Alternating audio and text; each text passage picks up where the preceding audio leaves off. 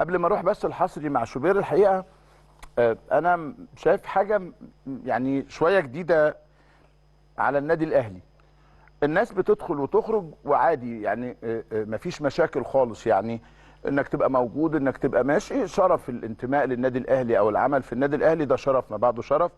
وده الناس كلها بتقول هذا الكلام، وحتى تلاقي مدربين زي جريدو وزي لاسارتي وزي بيسيرو وزي مارتينيول واسماء كبيره جدا مرت على النادي الاهلي، لما تيجي الظروف يكتبوا كلام كويس قوي، يتكلموا كلام باحترام، لانهم لم يروا الا كل احترام من النادي الاهلي. الحقيقه كان من فتره الدكتور خالد الجوادي صديق عزيز يعني، كان طلع في لقاء وما كانش موفق. يعني احيانا بتحصل لنا، احيانا تعمل لقاء ما تكونش موفق يعني، وتواصلنا احنا الاثنين، ويعني الراجل اتكلم واتكلم بحب شديد جدا جدا، وحسيت ان الدنيا اتلمت وبقت كويسه يعني، لانه اصلا ما فيش مشاكل، هي اختيارات انه حد يكمل وحد ما يكملش. ودكتور خالد الجوادي قعد سنتين مترجما، خلي بالكم بس، لانه انا عشت تجربتين مهمين جدا، ومش هقول بالاسماء، لكن مع في تجربه انا عشتها كلاعب،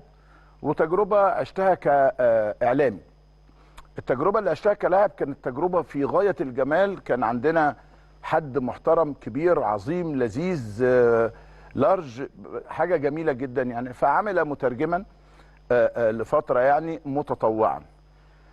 وبعدين كان لازم بقى ينزل الملعب، والقصه هو مش بتاع كوره قوي، ف بقى واحنا كنا نحبه جدا جدا جدا جدا، وما زلنا حتى هذه اللحظه شخصيه مرموقه يعني.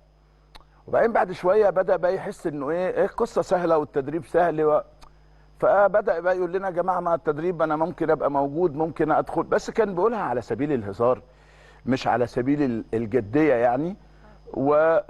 فبدات تحلى في عينيه شويه.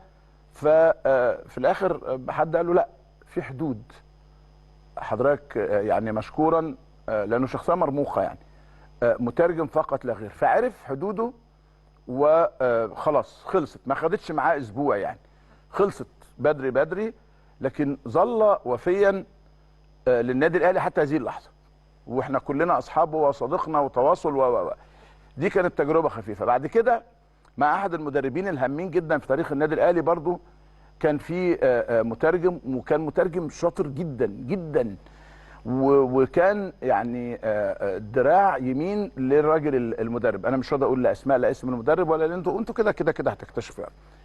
وكان المدرب بيدافع عنه، وهو ما كانش محل اتهام عشان يدافع عنه، بس هو بدات صلاحياته تزداد تزداد تزداد يعني، الى وممنوع ان حد يقترب منه، مقرب جدا من المدرب، الى ان حدث انه هو قال حاجه يعني ما عجبتش المدرب. فالمدرب قال لا مش هيكمل. يا عم قال لك خلاص مش هيكمل، لانه هو في اختصاصات للمترجم ما يخرجش عنها على الاطلاق. بيبقى عنده علاقه صداقه بالمدرب، عنده علاقه صداقه باللعيبه و فقال خلاص هنا دوره انتهى، مش هيشتغل معاه. وبالفعل رحل وخد مجال تاني ونجح جدا فيه ما شاء الله، وربنا وفقه، لكنه دايما في حدود، رغم انه اشتغل سنوات طويله جدا في النادي الاهلي. مشيت القصه مع مدربين ومع مترجمين الى ان جاءت تجربه مستر مارسيل كولر، وكانت الترجمه لدكتور خالد الجوادي. المشكله عند دكتور خالد، ودي انا قلتها له لانه في تواصل بيننا على فكره يعني، فقلت له يا دكتور خالد خلي بال حضرتك، انت مش قادر تعرف الحدود بتاعت حضرتك مترجم.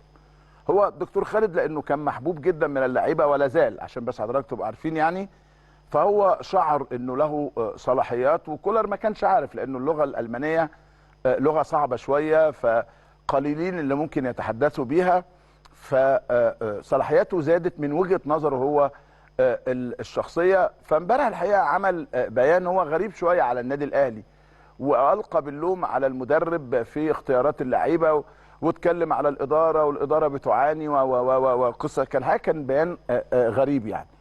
هو البيان ما كانش ذو اهميه قوي، لانه خلاص هو الدكتور خالد وهو راجل دكتور جامعه في المانيا، حاجه شديده الاحترام، لكنه كتب، ف يعني ما حدش اهتم قوي. لكن دينو لامبرتي وكيل مارسيل كولر الحقيقه عمل هو كمان النهارده بيان استاء فيه من اللي كتبه دكتور خالد الجوادي، وقال لو كان بيبحث عن مصلحه الاهلي لما تحدث بهذه الكلمات، واللي بيسعى من خلالها انه يعمل فجوه بين المدرب وبين الاداره كمان. وقال كمان الخلاف في وجهات النظر ده شيء طبيعي، وده شيء طبيعي فعلا. انا ممكن اجيب لعيب ما يعجبكش لا يعجب الثاني، يبقى في خلافات في وجهات النظر، ده امر منطقي وطبيعي للغايه يعني. قال ده قال بس ده بين المتخصصين، مش ليس بينهم المترجم، بس هو الدكتور خالد هو اللي كان بيترجم يعني. قال لك هو الراجل لم يكن له دور فني يعني. وقال الراجل لما كان في ضمن الجهاز الفني النادي الاهلي كان بيتغزل وبيشكر في مارسيل كولر دايما، لكن دلوقتي في محاوله وقيعه بين الاداره وفي محاوله زعزعه الاستقرار. وبعدين قال بقى في الاخر الجوادي كان يريد الحصول على بعض صلاحيات مدير الكره، لذا اعتقد ان قرار رحيله كان القرار الصائب، لان مثل هذا السلوك لا مكان له في بيئه احترافيه، لانه يحاول ان يقلل بين الثقه بين كولر وجمهور الاهلي، وهذا لن يحدث. كولر يحترم اداره النادي ويعرف قيمه جماهير الاهلي الكبيره ودائما ما يراهن عليها. انا الحقيقه اللي انا كنت طلبته من الدكتور خالد، قلت له يا دكتور خالد ارجوك توقف عن الحديث، يعني خلينا نحتفظ بالعلاقه الطيبه، الذكرى الطيبه. خلاص كانت في وجهه نظر داخل النادي انه حضرتك دورك انتهى عند هذا الحد يعني. فالرد كان قوي من دينو لامبرتي، واتمنى انه الملف ده يتقفل عند هذا الحد، مش محتاج اكتر من كده الحقيقه، خاصه انه النادي لا يعير هذا الامر اهتمام خالص على الاطلاق يعني.